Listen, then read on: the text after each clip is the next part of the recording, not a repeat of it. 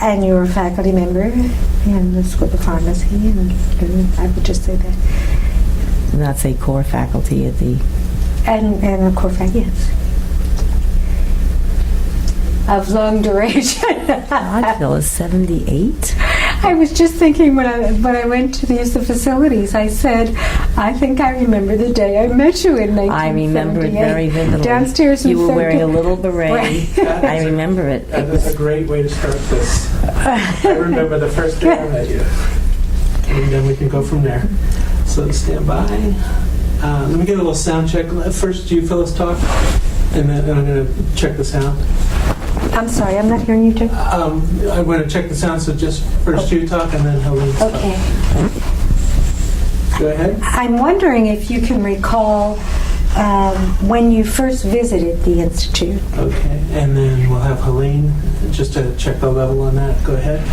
It was an interview in our original location on 3rd Avenue around 1978. All right, great. That's a great lead, and we're ready to start. So go ahead and ask the question, Phyllis. Hello. Hi, Phyllis. So, we very much appreciate your being here with us today, and we're eager to hear and be reminded of some of the early interactions you had with the Institute when you first came to know the Institute, and why? Yes, I was a postdoc at the Center for Advanced Studies in the Behavioral Sciences, and I was working with David Mechanic, a rather preeminent sociologist, and I enjoyed my year with him very much, and we had recently located to the California region, and I said I really wanted to continue an affiliation at an academic medical center. In those days they were called medical centers, not health centers. And he said, I have just the person for you to meet. And he suggested that I meet Phil Lee at the then Health Policy Program. And I think, Phyllis, to date myself, it was in 1978. I met Phil, and I remember being so excited that we were able to connect so quickly and so easily. I subsequently came to realize Phil connects easily and readily with 100% of the people he met, but that was my introduction to the Institute. And what were you obviously mentioned your desire to continue an affiliation with an academic medical center, but also in terms of your substantive interests, there were obviously some areas that you wanted to pursue, and perhaps even a larger number of them after you came out of the meeting with Phil. Well, initially when I met him, I was interested in doctor-patient communication, and I judged my success, if you will, by the number of papers I produced in prestigious journals, etc. And I wanted to continue to do that and give presentations at major scientific meetings. But Phil is a very persuasive soul, and he said, there's a larger context in which we can view your work, because as more and more of the nation's population becomes elderly and starts to take drugs, both of which, geriatrics and drugs, were an increasing area of interest to him, he said, how would you feel about leveraging your expertise in doctor-patient communication into the areas of geriatrics and drug use? And that's how those major substantive areas were born. It was not even in our Institute office, it was at a dinner at his home, and he made the appeal to me, and it was taken, and never regretted since. And I think what I also want to say is that Phil really made me realize that I shouldn't measure myself just in terms of productivity in publications and presentations, but be open to the policy arena as well. And I had never thought of making a difference in that way. So it sounds like he ignited your desire, or further fueled your desire to make a difference. And I know that he, if I recall correctly, enticed you to come on board at the Institute. Oh, yes. Originally, I think, in a slightly different capacity than your current capacity. That's right. As you well know, Phyllis, I was the technical assistance coordinator. You used to dub me the technical assistance queen, if my memory serves me correctly, because it was, as you recall, such a heady time in our history. We were the first and only Institute for Health Policy Studies. And so we still are, but we were in tremendous demand on the part of federal agencies, congressmen and women and their staffs, to give them policy analyses, to help them mark up legislation, to give oral and written testimony. So a position was needed called the Technical Assistance Coordinator to coordinate all these requests from these diverse and multiple sources in a rational way to allot them to our various, esteemed faculty colleagues. That was my initial charge. And I think that was during the period when we had a center, a grant from the National Center, NCHSR, and for Health Services Research. And however, that was a time-limited grant, but obviously your passions and your interests were not time-limited. And if I recall correctly, you kind of that was a springboard to the deepening of certain areas of research for you. And so I was just wondering if you have looked back in terms of what the biggest challenges to conducting rigorous research in your area or these areas were, and what you remember about navigating during those times, both with Phil and other colleagues at the Institute. Yes. So just for a second, you're touching the mic with your I'm so hand. sorry. Oh, okay. You know what it is, Jay? It's my glasses clicking. So what about if I do this here? If I put it on this side, would that be better? It should. That would be a little Yeah. better, yeah. Okay. I'm so sorry. No problem. Okay, start with the responding to the question by a statement saying, can you summarize that, Phyllis? Yes. So I'm wondering if you can reflect back and recall what some of the biggest challenges were to both launching and then furthering the original areas of your interest, and then also developing, in fact, a broader range of impact with both Phil, working with Phil, and with other colleagues with whom you Well, the Institute is a very inclusive place. That, I think, is one of its very unique attributes. We all come from different disciplines. We all understand that in order to solve the nation's healthcare challenges, which are complex, requires the insights and the observations and the knowledge and expertise of diverse professions. And this was very exciting to me because in my prior experience at another academic health center, there was no such collaboration. Physicians did not know what social scientists did. Social scientists didn't know what social workers did, or pharmacologists. If I may just give an aside, I remember the first day I was at the other institution and I was introduced to medical faculty, and a very esteemed surgeon came up to me and said, Dr. Lipton, I have a free Friday next Friday. Could you teach me how to do survey research? I have a lunch hour free, and statistics. And I remember his name, Phyllis. I said, Dr. Giles, sure. And the following Friday, I have a free lunch. And could you teach me how to do back surgery? So that was not the culture at the Institute, and I came to see that a lot of not only social scientists but health professionals were being underutilized, especially nurses, social workers, and my particular area, due to Phil's influence and powers of persuasion, pharmacists, that they were the nation's drug experts. They knew more about drug costs, drug formularies, drug interactions than any other professional. They were at the the world's #1 pharmacy school, and they were being tremendously underutilized. So I got it into my head to mount a major randomized controlled trial to use pharmacists as medication experts taking care of frail elderly patients at discharge from a major teaching hospital. And I encountered, especially at the time, Phyllis, when they were discharged from the hospital, because I noticed communication broke down, orders that the physician gave on medications were changed, misunderstood, and it frequently seemed to lead to readmissions. The biggest challenge I found was the resistance from, the medical staff. And this was true in academe, and it was being transferred into the community setting.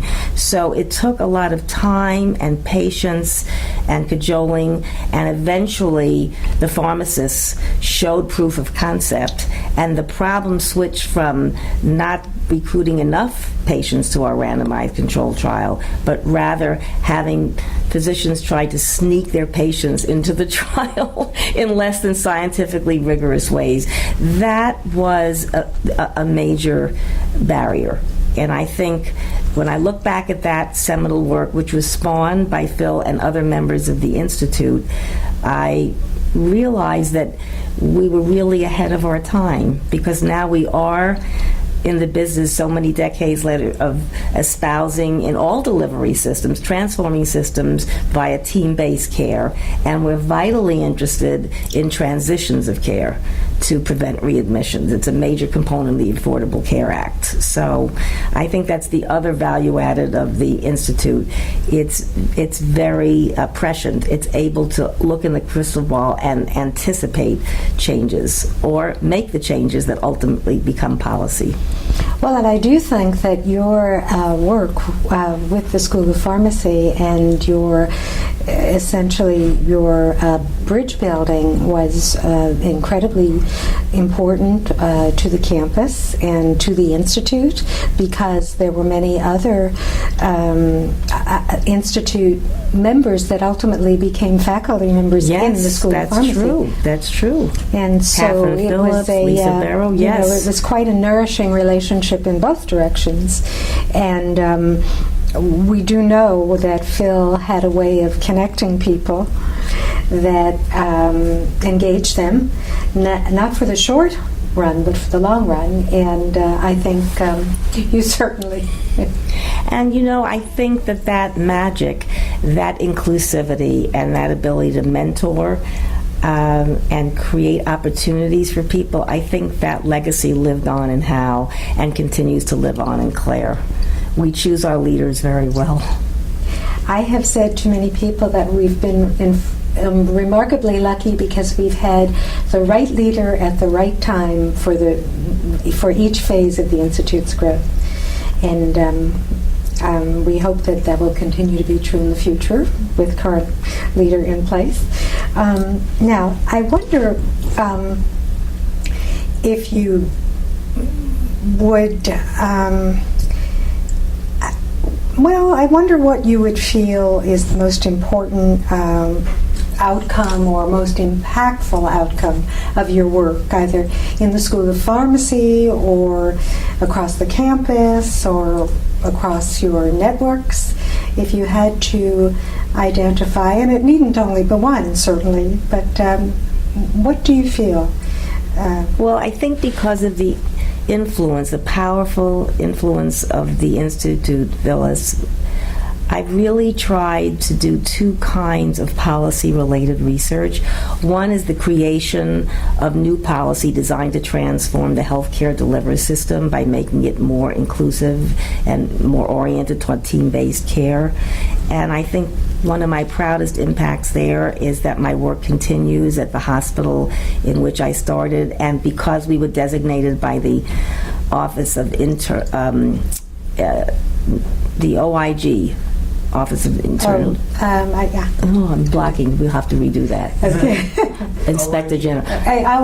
Office of the Inspector General. You wanna start that Yes, again? yes, all from the very beginning. But just that part. Yes, and because we were recognized by the Office of the Inspector General, right, as being one of 4 exemplary programs of its kind, our work was disseminated nationally. I think that was very important because one of the values of the Institute is to disseminate our work, to create policy, to influence healthcare delivery systems in a way that improves health and healthcare.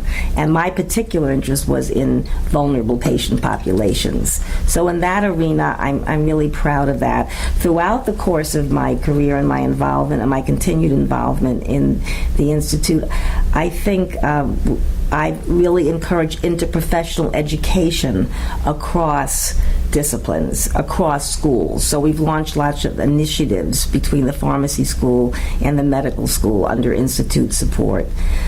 But I'm also very proud of the Institute's values on examining the impact of policy, not only to create, develop, and change, but to measure impact of policy. So another arena in which I'm really proud is the work I did to assess the impact of the Medicare Part D prescription drug benefit on our nation's elderly and disabled, and the ability to work with Nancy Pelosi.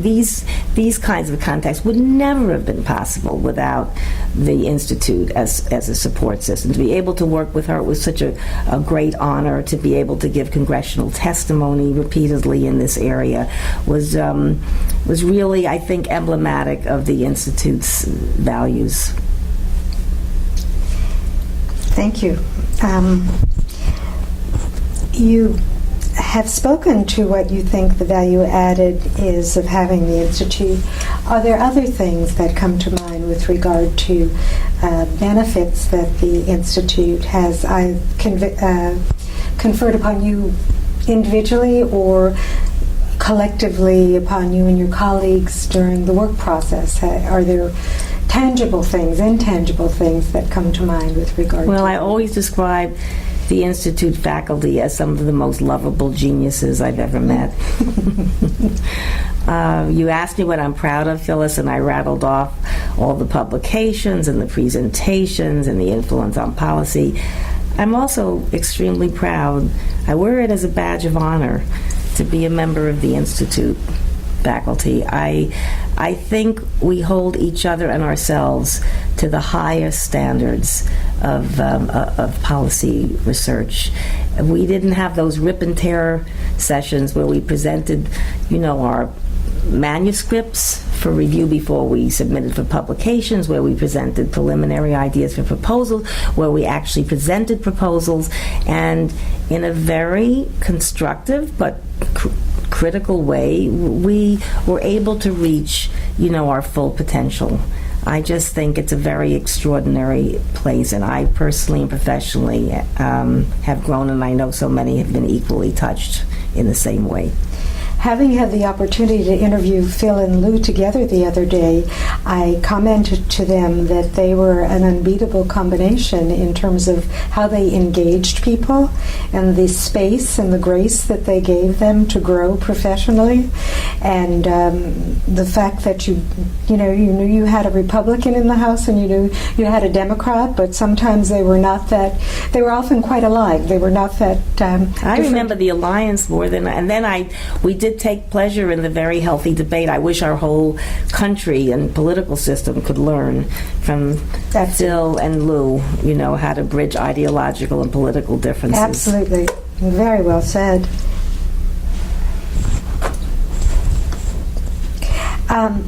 Why, as a School of Pharmacy member, do you continue your association with the Institute? Because there's certainly a great deal happening in the School of Pharmacy that I'm sure keeps you pretty fully engaged. It does, Phyllis, that's true, but it's, a home for me. Mine is a perspective broader than pharmacy, because I am a social scientist, I am a policy researcher, so it's a very intellectually nourishing home. I always come away from our meetings from our correspondence with a new idea, a new way of looking at an old health policy problem, a new insight into my current research. It's just central to me personally and professionally to be affiliated. That's because you're entirely too open-minded and open-hearted, obviously. As are my colleagues. So I just wondered, the history is long, the road has been well traveled, and is close to your heart and to your spirit, and certainly to your many accomplishments in life. But I wonder if there are any special stories that come to mind that characterize a particular interaction or a particular individual or particularly meaningful moment to you, professionally or personally. Well, I think we were all sitting around the table once, and I said how honored I felt to be in an environment where we all learn from each other and we all celebrate each other's unique disciplines and expertise, etc. And somebody quipped that they thought it was a function of the fact that we'd all forgotten our training. We were now talking just health policy speak. I think there's an element to that, Phyllis, but I think that that just showed our camaraderie, our ability to laugh at ourselves, and our ability to celebrate our uniqueness. So I'll always cherish that.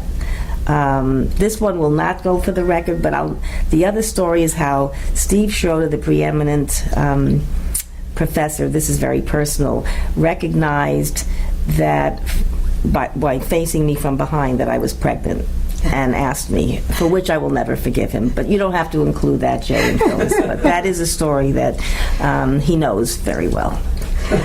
One of the things that Lou and Phil said the other day was that Lou in particular said, the amazing thing was we worked so hard, but we all really, really got along and really, really liked each other.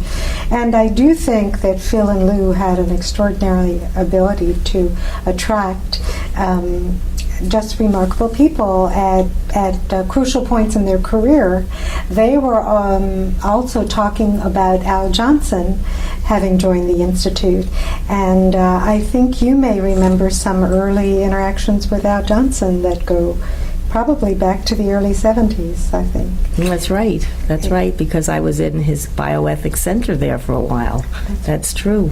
Those were the heady days when we were so tiny, but I think that same magic of bringing people who know and actually like and respect each other,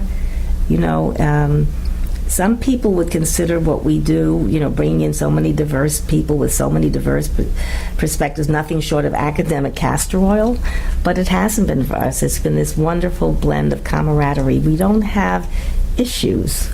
You think of other departments in schools of medicine or academia across the country, I think that's another value added. We just celebrate each other, and there's no backbite. There's celebration of each other, and that's rare, and it should be cherished. And I think it is being cherished under Claire's leadership. I think we'll continue for another 40 years. 40 or 4?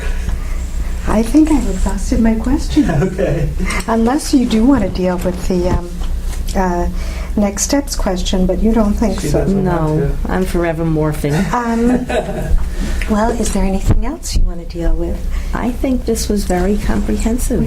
And as Mayor Koch would say, Jay and Philip, you're great. You're great on camera. Her in her next slide. That was a great color to wear. Well, I did we don't always dictate what people should wear, but that was a perfect color to wear. 34 years too late, but hold on. Eunice, come on in. You can come in. Okay. Now, what's the question? Well, I guess it's a message for Phil that's about 35 years too late. When I first met Phil, he pronounced my name Helene, and so I adopted it. But I have to break the news after 35 years. My given name is Helene. But how can you tell your boss he doesn't know how to pronounce your name? So you notice that Phyllis, Jay, and Eunice referring to me as Helene. Yes, the other half of my world calls me Helene. I always say, as long as you don't call me Hel for short. That's all. That's a great ending. Very.